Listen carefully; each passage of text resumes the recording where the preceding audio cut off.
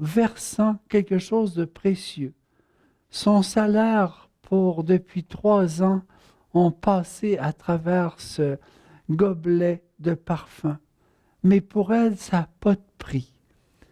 Jésus, il est toute sa vie. Il y répond la réponse à tous ses besoins. Il a rempli son cœur, il a guéri son cœur, il a donné un sens à sa vie et en même temps, il lui a donné une autorité sur le ciel même. Sa prière a une force extraordinaire depuis qu'elle connaît Jésus, qu'elle a rencontré Jésus et qu'elle communie à son amour. Fait que ce geste de Marie, qui est encore critiqué, qui n'est pas compris, bien, Jésus l'affirme à tous. On va se rappeler cela d'âge en âge. Ce qu'elle a fait ce soir, on va le rappeler de génération en génération, parce que c'est un geste d'amour qui ne mourra jamais.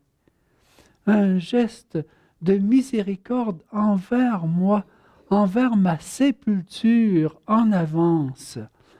Mon corps qui reçoit les parfums de la sépulture en avance. Fait que Marie vient s'occuper aussi des défunts. Et par rapport à cette miséricorde, Jésus insiste fort sur le commandement nouveau. Par rapport à ce visage de miséricorde, ce commandement nouveau. Aimez-vous les uns les autres. Et aujourd'hui, pour voir la largeur de la miséricorde de Jésus, il faut voir par exemple comment il peut demander de l'aide de certains. Et le père Manjakal, que vous connaissez probablement certains d'entre vous, un prêtre hindou qui fait le tour du monde dans des prédications, dans sa chapelle aux Indes, il a la visite de beaucoup d'âmes du purgatoire il y a quelques années. Et elles viennent tous de l'Arabie saoudite. Des musulmans, défunts, qui viennent lui demander « Parle-nous de Jésus. Nous n'avons pas de sauveur. Nous ne connaissons personne. Nous sommes mal pris. » Et le père Manjakal, dans sa chapelle, tout seul, il a été pris pour un fou, parlait tout seul dans sa chapelle, a fait un enseignement pendant 2 heures de temps aux âmes du purgatoire sur Jésus. C'est que ce qu'a fait Marie, la sœur de Marthe et de Lazare, bien, c'était un peu ce type de prière, d'intercession pour les défunts. Nous aurons toujours à vivre cette expérience de miséricorde où notre cœur prend en charge les enfants, les parents, les grands-parents, les personnes en fin de vie, les personnes dans les hôpitaux, ce visage de miséricorde de Jésus, les handicapés, on vient prendre tout, les petits avortons qui ont été oubliés, qui n'ont jamais été aimés, la miséricorde de Jésus qui nous envahit et qu'on a le cœur brisé, qu'on pleure avec Marie pour tous ceux-là, qu'on intercède pour tous ceux-là continuellement parce que le monde en a besoin pour guérir. Et un autre visage que je veux vous parler aussi, c'est ce visage de la Samaritaine, qui n'est pas une Juive. Jésus passe par la Samarie et eux ont une religion apparentée aux Juifs et ça, on l'a vu dans le Bon Samaritain, comment ils étaient méprisés. Et quand Jésus demande de l'aide à la Samaritaine au bord du puits, elle lui répond « T'es un Juif, t'as pas le droit de me parler. » Puis, elle n'a pas envie d'être encore, je dirais, humiliée, écrasée par un juif et par un homme. Elle a été assez blessée. Et de par sa vie, elle a toute une expérience avec les hommes qu'elle maintenant, elle a des griffes. Et elle se défend avec ses paroles et ses gestes si nécessaires. Mais ce qui la surprend, c'est que Jésus n'est pas dérangé par sa réponse et par son agressivité. Il lui répond par l'offre de lui proposer de l'eau dont elle ne manquera plus jamais. Si tu me le demandais, je t'offrirais de l'eau vive, lui dit Jésus. Et elle, Jésus parle de ce cœur à cœur avec Dieu, et elle parle de l'eau qui est dans un puits. Elle dit, t'as rien pour puiser, tu parles en l'air, ça fonctionne pas. Et Jésus continue. Si c'est l'eau que tu m'offres, toi, on est toujours obligé d'en reprendre tous les jours. Mais l'eau que moi je t'offre, elle va apaiser ton cœur pour toujours. Tu n'auras plus besoin d'en puiser tout le temps. Elle va venir toute seule comme une source qui va couler dans ton cœur. Cette Samaritaine, elle s'aperçoit que c'est un homme spécial avec un langage spécial, mais elle a cette sensibilité et cette soif du cœur que ce regard de miséricorde de Jésus envers elle, de bonté, de délicatesse, elle n'a jamais eu de dialogue avec un homme qui avait cette délicatesse, de regard gratuit, bon envers elle, elle n'a jamais eu ça. Et elle ose lui dire, est-ce que tu es un prophète? Et là, Jésus lui parle. Elle lui demande, va chercher ton mari. Et elle lui dit, je n'ai pas de mari. Et Jésus lui répond, oui, tu en as eu 5 et celui que tu as actuellement n'est pas ton mari. Et c'est toute son expérience de vie, de souffrance. Jésus regarde miséricorde sur elle, langage de miséricorde. Oui, il lui montre à la fois son péché, sa souffrance et tous ses échecs amoureux qui lui ont blessé le cœur de façon si profonde et que là, quelqu'un lui ramène, mais avec une bonté guérissante. Et elle a l'audace de lui poser, « T'es vraiment un prophète. » Alors, les Juifs disent qu'il faut adorer à Jérusalem et nous, sur le mont Garizim, toi, qu'est-ce que tu dis? Et Jésus lui parle de cette adoration par le cœur, en esprit et vérité. Et la Samaritaine, elle, en entendant cette parole, c'est son cœur qui est rempli de cette adoration. Elle reconnaît le Fils de Dieu. Elle reconnaît que c'est le tout autre. Toute sa vie a été transformée pendant quelques minutes de discussion avec Jésus. C'est une vie nouvelle qui habite en elle, elle ne se comprend plus. Elle laisse son cruchon sur le bord du puits et elle court à la ville. Elle ne peut pas garder pour elle ce trésor. Cette miséricorde de Jésus envers elle, elle ne peut pas la garder pour elle.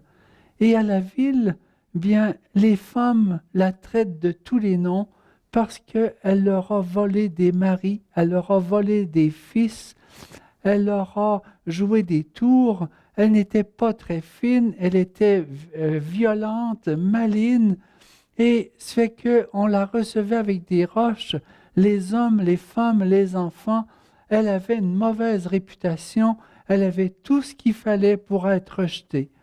Et Jésus, c'est à elle qu'il a donné ce grand trésor de miséricorde pour qu'elle aille chercher la ville entière, qu'elle la ramène. Mais les gens, devant la nouvelle Samaritaine, ce n'était plus la même. Celle qu'ils avaient vue avant, qui était partie remplir sa cruche au puits à l'heure du midi pour ne pas rencontrer personne, venait au-devant d'eux avec un autre regard, un autre visage, une autre bonté, et de telle manière qu'ils étaient dépourvus. Si ils ont fait ça à toi, si Jésus a fait ça à toi, on peut le voir nous autres aussi. Et elle traîne derrière elle la ville entière, tous les hommes, toutes les femmes, les enfants, tout le monde viennent vers Jésus. Elle a reconnu celui qui porte la miséricorde même. Elle a reconnu le grand prophète, le Messie. Et elle, pendant que les chefs de la religion, les chefs de Samarie discutent ensemble, elle écoute Jésus. Elle adore Jésus. Elle vit cette communion de cœur avec lui complète. Parce que pendant qu'elle a discuté elle-même envers Jésus, il a guéri son intérieur de toute la souffrance du passé. Et par la confession qu'il lui a faite, il lui a révélé son péché, mais comme déjà pardonné, comme déjà remis, comme un tremplin pour partir à neuf. Alors, elle est toute à Jésus à partir de ce moment-là. C'est que la Samaritaine regarde Jésus qui répond à toutes les questions, qui prend soin de chacun et chacune de la ville qui eux autres veulent le garder. Ils n'ont jamais vu de rabbi, de maître, de professeur, de grands spécialistes de théologie qui parlent de Dieu avec une telle sagesse, une telle bonté, une telle miséricorde, et ce qu'ils veulent le garder avec eux. C'est que la Samaritaine, elle continue son intercession. Son intercession embrasse tous les habitants de la ville et elle est en union avec ce que Jésus veut faire dans la ville. Une communion de miséricorde entre lui et elle et qui s'est devenu actif dans toute la vie de chacun. Parce que cette union d'amour, de miséricorde entre la Samaritaine et Jésus a ouvert la porte à une vie nouvelle pour tous les habitants de la ville. Est-ce que la pauvreté se limite à une question de compte de banque? Détails à l'écran pour commander ces DVD du Père Christian Dion. Légaliste, fermé, violent, il y a toutes les qualités pour s'opposer à la miséricorde de Jésus. Et qu'est-ce qu'il fait comme job? C'est de courir après tous ceux qui veulent suivre après Jésus et de les traîner en prison, soit de les faire mourir, soit de les battre, soit de les traiter de façon très violente et dure. Et il est sans merci. Et Paul, il est choisi par Jésus. Il se fait prendre. Il est parti en mission de violence, de méchanceté, de dureté, de tout ce qu'il y a par rapport à écouter ce qu'il y a encore dans la loi qui peut lui permettre de la violence pour la protéger qu'il pense et qu'il dit, parce qu'il l'interprète à sa manière. Et voilà que sur la route, il rencontre quelqu'un. Et il rencontre quelqu'un qui transforme tout son regard sur le monde et sur lui-même. C'est tellement fort qu'il devient aveugle. C'est qu'ouvrir le regard sur le visage de miséricorde de Jésus, souvent on en devient aveugle au premier abord parce que ce regard nous bouleverse, nous arrache à nous-mêmes, fait qu'on ne se comprend plus nous-mêmes. Et ce regard fait aussi qu'on perd nos repères. Paul passe par 3 jours de ténèbres. Pour les charismatiques, ça peut être 3 jours de repos dans l'esprit. Parce que Paul y avait besoin de ça. 3 jours au lit, dans le repos de l'esprit, parce que Dieu avait besoin de travailler son cœur. Et il lui envoie un prophète de la ville qui sert Jésus, qui est le représentant, qui est l'ancien, qui est le prêtre de la ville. Et il demande à cet ancien d'aller voir Paul, et cet ancien lui dit, répond à Jésus, je ne peux pas aller le voir, il est venu pour tout nous mettre en prison. Mais Jésus, il dit, il a vu mon visage de miséricorde. Il a vu mon visage de miséricorde. Ce qu'il ne peut plus se tourner contre moi. Parce que quand on voit Jésus à ce point-là, à ce moment-là, notre cœur ne nous appartient plus. Notre cœur a été pris par l'amour. Et là, Paul rentre dans cette expérience. C'est cet ancien qui vient voir Paul, lui dit qu'il est envoyé par Jésus et lui dit qu'il a mission maintenant par Jésus et lui impose les mains, lui enlève les écailles sur les yeux. Paul recouvre la vue. Il quitte ses compagnons de voyage pour aller dans la communauté chrétienne et il est éduqué à cette foi chrétienne comme un enfant qui apprend du neuf. Et en même temps, avec Paul, Jésus est pressé, ce qui lui apprend beaucoup de choses en face à face. Parce que Paul a été tellement pris, c'est un gars de caractère, un caractère très fort, un vrai chef, encore pire que Pierre, et qui a beaucoup de dureté en lui. Et Jésus est obligé de venir le voir souvent pour que son regard perce à travers toute la dureté de Paul. Et Paul, comme ça, pour recevoir le visage de compassion de Jésus, ça prend 10 ans de silence. 10 ans, il travaille à fabriquer des tentes dans l'entreprise de son père à Damas, où il est oublié.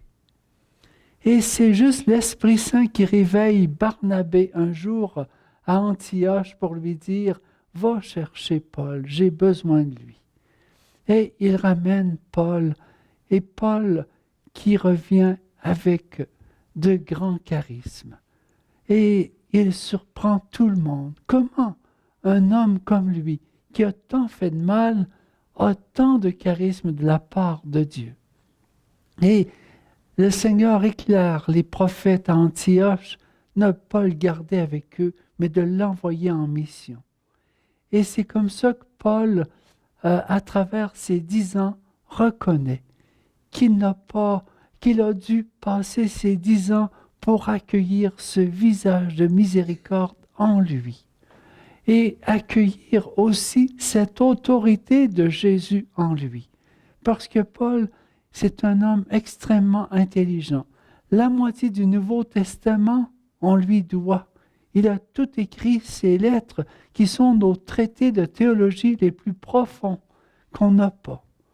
Paul a cette force intellectuelle, cette force de caractère, cette autorité humaine qui fait qu'il est dur à endurer, même une fois qu'il est converti. Et c'est fait que ce visage de compassion de Jésus passe à travers lui, à travers toutes sortes de signes. Et qu'est-ce qu'on voit comme fruit de la miséricorde chez Paul? Une fois, il passe à Chypre, leur première mission avec Barnabé et Marc. Et il est devant le gouverneur qui est malade. Et Paul offre au gouverneur de prier. Mais le gouverneur, lui, a confiance en son magicien. Et le magicien se moque de Paul. Puis comme on sait que Paul a la mèche courte, bien, il rend aveugle le magicien en lui disant au nom de Dieu, maintenant tu vas perdre la vue. Et il guérit le gouverneur. Pourquoi il rend aveugle le magicien? C'est pour lui donner de voir. Lui, Paul, pendant 3 jours, il a été aveugle. Et pendant ces 3 jours, ce visage de miséricorde de Jésus s'est imprimé en lui. Et Paul, en donnant cela à ce magicien, il lui donne la chance à son tour de rencontrer, de toucher à ce visage de miséricorde de Jésus. Et Paul ne fait pas que faire ça. Il obtient la guérison du gouverneur et il prie pour la conversion et la guérison du magicien qui retrouve la vue avant que Paul reparte de Chypre. Et c'est ce visage de miséricorde qu'il fait, et Paul, c'est un immense combat qu'il a à vivre. Et il s'engage à aller en mission à travers toute la Turquie actuelle et la Syrie. Et qu'est-ce qu'il rencontre? De l'opposition à chaque ville. Et dans une des villes, il est lapidé, il n'est pas tuable. Et dans une des villes, il reçoit les 49 coups de fouet. On n'en donne pas 50 parce que souvent plusieurs personnes meurent au 50e. Ceux qui ont vu la Passion de Jésus par Mel Gibson ont vu comment c'est terrible, ces 49 coups de fouet. C'est cet aspect que Paul, il est torturé, il est poursuivi parce qu'il porte en lui cette bonté de Jésus, cette miséricorde de Jésus qui attire beaucoup, beaucoup de monde chez les païens et chez les Juifs. Et c'est inacceptable qu'il y ait cette attirance vis-à-vis cet homme-là. Et les Juifs, ils veulent s'en débarrasser. Et Paul, lui, comme malgré lui, porte cette miséricorde. Et vous voyez, la miséricorde de Dieu prend différents visages. Et pour moi, en Église, on voit des fois des personnes qui ont beaucoup de caractère parmi les laïcs qui viennent nous aider en paroisse et qui viennent nous brasser dans nos vieilles habitudes, nous brasser dans nos manières de faire pour comme nous réveiller à la manière de Jésus. Et Paul a eu cela auprès des Juifs. Il est venu les brasser dans chacune des synagogues. Et comme il était mis dehors, eh bien, il allait chercher les païens. Et là, eux venaient chercher cette espérance, cette rencontre de celui qui porte la miséricorde, Jésus. Et c'est que Paul était porteur de cette présence de Jésus où il y avait une opposition des Juifs, où il y a eu aussi une opposition des païens parce que Paul s'opposait à toute idolâtrie et il la disait en pleine face. Paul a été guéri, lui, de la peur quand il était tout petit et Jésus, en lui donnant cette grâce de miséricorde, bien, il lui a donné de porter cette miséricorde là où il y avait la plus grande opposition. Et quand on lui faisait des interdits, il quittait la ville pour aller là où les gens avaient besoin de ce Jésus, de cette guérison. Amen. Le Seigneur passe, désires-tu pour une fois de plus dire à la Sainte Trinité?